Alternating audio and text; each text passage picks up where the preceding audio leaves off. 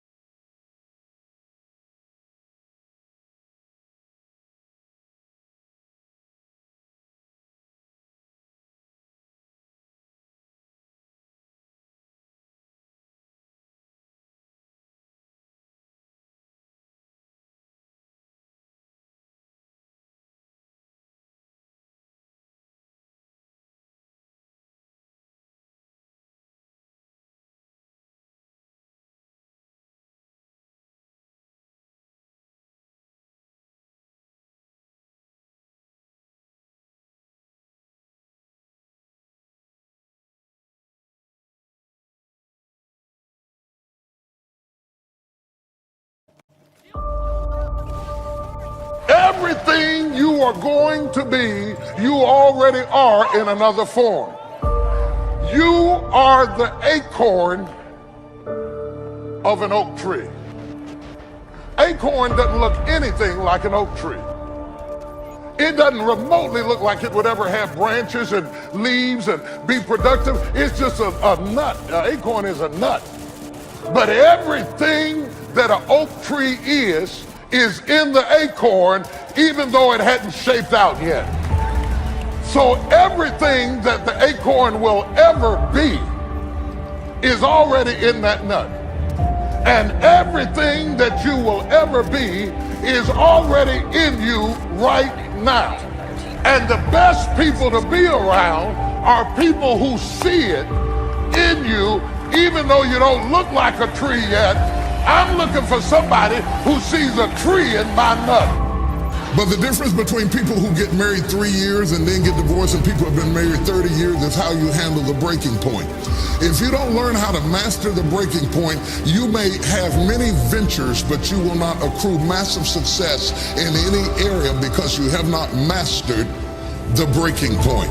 Every time life runs you to a breaking point, you will give up and quit.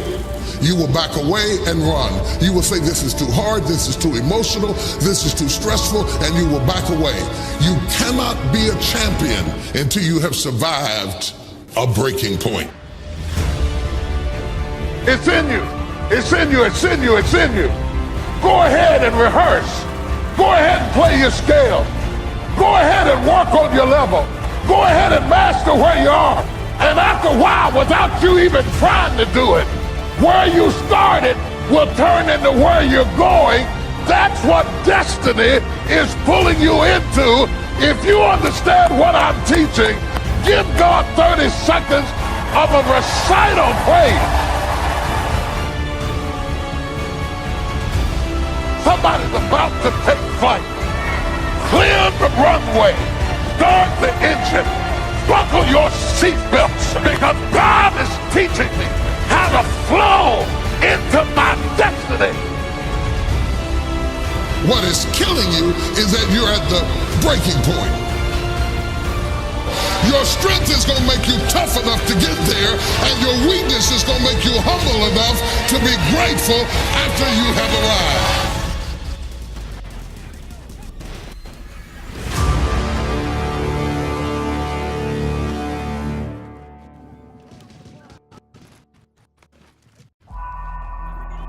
The power to make choices is one of our God-given gifts. Choices.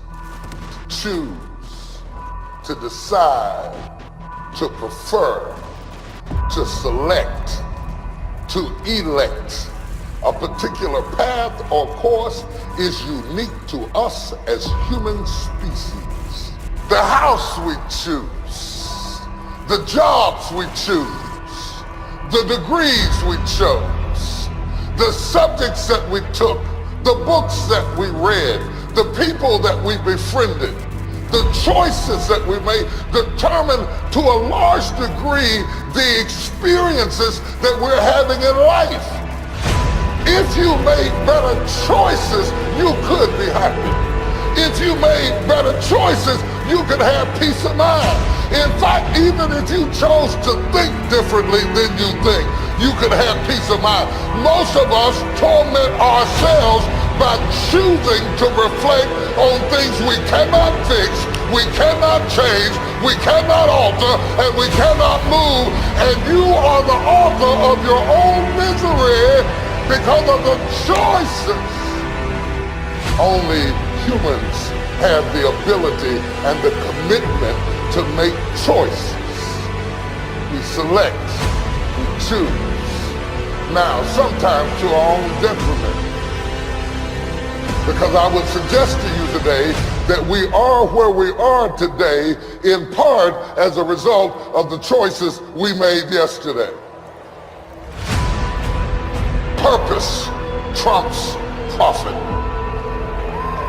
Purpose trumps profit. You don't always make a decision by the bottom line. Sometimes you have to do things just because they're right. Sometimes right doesn't look profitable in the short term, but right will pay you back with interest if you hold on. Purpose trumps profit every time. I've watched it for years. Guys who snatch after profit end up being nothing. But if you search after purpose, profit will snatch after you. This is resistance training. It's pulling against it that's gonna make you strong. Every time it comes to control how you speak, how you understand, or how you think, if you resist it, it'll flee. Now, I don't care how intellectual, how refined, how conservative, how prolific you are as an individual, all of us must be honest and admit that there are some times that we have gotten into things by our own devices, and you look back as you mature at what you did yesterday and say, what was I thinking? What was I thinking to make the choice that I made at the time that I made it? At the center stage, we have a piano, a baby grand piano, glistening, shining, and bright, but it cannot play itself. It is an opportunity. If the right person doesn't touch it, it will never reach its potential. The piano has existed so long that it will only give itself fully over to somebody who has invested enough time and effort in it, and they know how to get the most out of the same keyboard. 88 keys on the keyboard, but it's the fingers that